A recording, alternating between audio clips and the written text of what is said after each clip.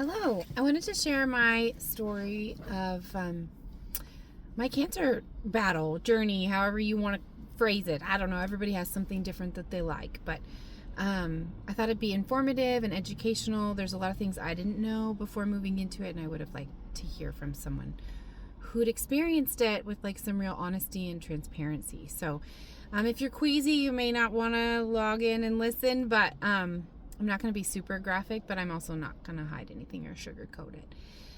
It's going to take several videos, but I will post them all literally right after another, so nobody has to wait and wonder if you're wanting to binge watch them. And also that way it'll be easy to find like the progression of that story. So I think in order to begin, I have to start with my family history of cancer. So I don't have full details because some of it, I was just a little too young to really understand and grasp. But my father's grandfather passed away from leukemia. I believe he was in his 70s, possibly 80s. That's the first time I was really touched by cancer. It was a little far removed because we weren't super close to him. But I do remember it kind of being like, what? He's gone? That was so fast.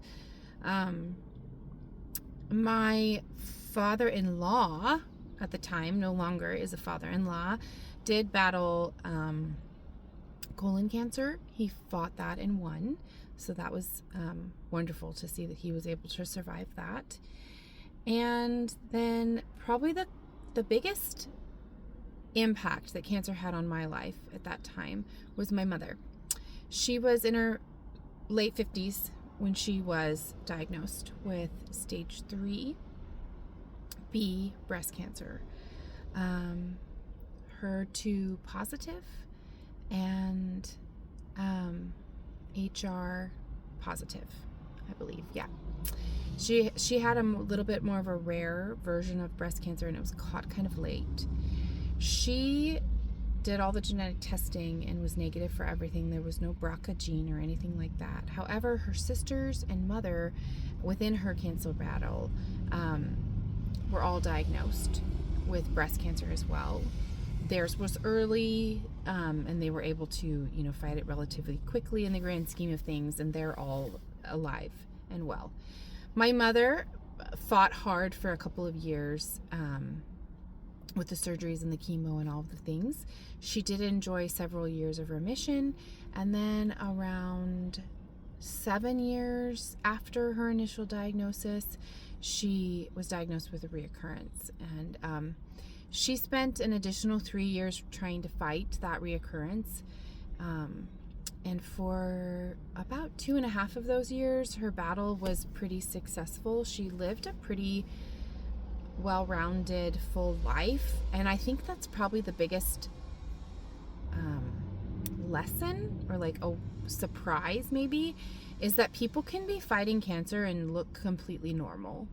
There are certain parts of that cancer battle that you wouldn't be able to tell that a person is sick, and they have their own struggles that they're going through, obviously, to be able to function in society at that level. But overall, life can be more good than bad at certain parts of it. But then there's a phase where it shifts when things turn, and it gets to be where there's more bad than good days.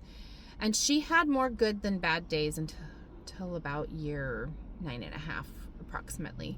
And things started to really spiral at that point. And it was just like a cascade of events that she was trying to stay ahead of it. It was moving to different parts of her body, and it was spreading, and it was causing all these different problems within her body. And she was at the point where she wasn't sure that she wanted to continue fighting anymore. And of course, we want our mom to be here with us, right? That's not a question that anybody wants to have to talk through with their parent or anyone that they love. But there comes a point when you have to look at reality and say, how much of this am I willing to do? Because at this point, fighting it is making life more miserable.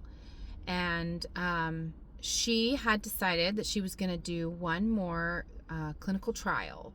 She was an advocate of clinical trials, and I actually in my cancer battle benefited from one of the clinical trials that she was part of. So that's kind of a cool full circle moment. She obviously understood the genetic component, the hereditary component of breast cancer. It runs in the families, and she wanted to do everything that she could to prevent me and my daughters and her other granddaughters from having to deal with this, or at least having a bigger arsenal to attack it with. And so that's something I really admired about her. She was always thinking about the future and who might be able to benefit from her participating in a clinical trial. She had pretty much exhausted everything. Her type of cancer was more challenging to fight just because of what it feeds off of and what it responds to. So she kind of had the deck stacked against her in some ways. But she had a great oncologist who was willing to kind of work through and be creative with her. She was so ill that last month of her life. She was in and out of the hospital, constantly being brought to the ER. Her best friend, myself, and my older female children were on a constant rotation that last month so that she was never alone in her house because she really didn't want to go to hospice. And she was trying to put that off as long as possible. She had fluid filling her chest cavity and lungs and was draining it at home because it was just easier to learn how to drain it at home than to continually be going in for procedures at the hospital. She'd lost so much weight. By that last month, we celebrated Valentine's Day with her that year. It was 2020. And we celebrated Valentine's Day with her that year, and she looked like she was 80, 90 years old.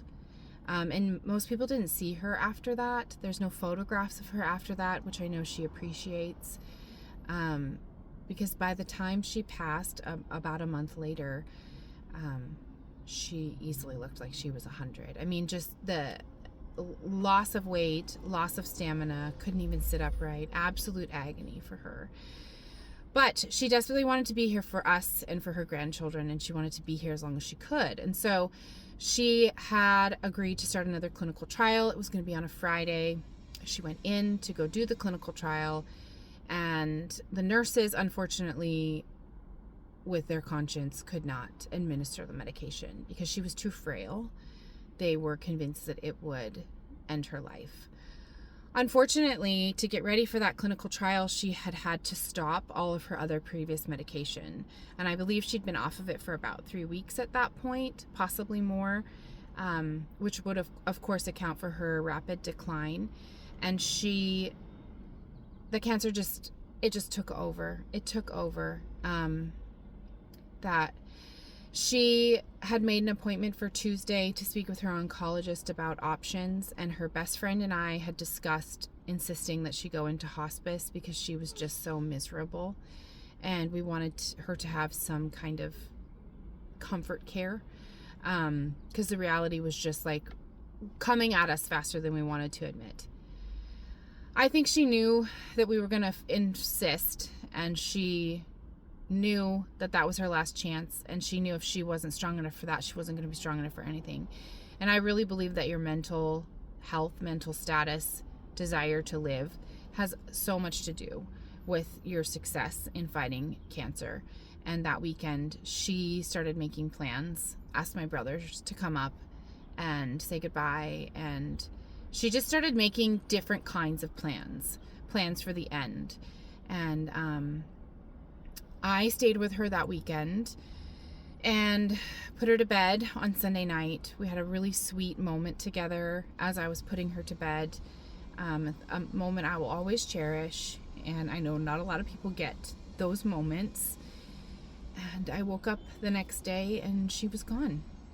And so we started the process of saying goodbye at that point. 10 years. She fought for 10 years with grace and poise and tenacity. And I know that in the end she was very proud of what she had done. And I can say that I look to her as an example when I got my own diagnosis.